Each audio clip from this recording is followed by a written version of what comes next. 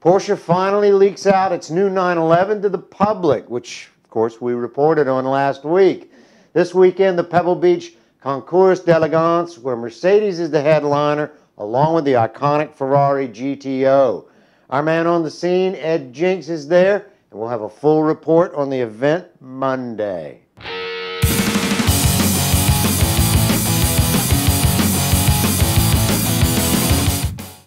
I'm Michelle Rahal with the Drive Channel and thedrivechannel.com. We hope you like what we bring you. If you do, then subscribe, favorite us, or comment. We always like to interact with our fans. Last week, we brought you the images of the new Porsche 911, still with some disguise material. Not this week. Prior to the Frankfurt Auto Show, they've leaked out these images for the public to see. The new 911 still retains the original 911 DNA, as you can see in this comparison, but it's gotten much more refined. Gone is a stark interior, and in its place a much more Panamera-style dash, seats, steering wheel, and console. It has a slightly longer wheelbase, which is a good thing for those drivers who want a smoother, more stable ride when cornering. But the purist might miss the ease of kicking the rear out to steer the car. Overall, from what we can see, it's a good progression of the 911 line.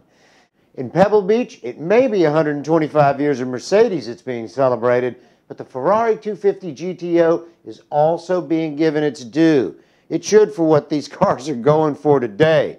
The Ferrari GTO was built as a racing car in order to meet the homologation rules of GT racing in the early 60s.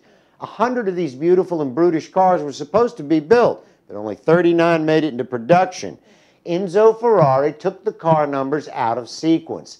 Well, guess what? The rules makers bought it.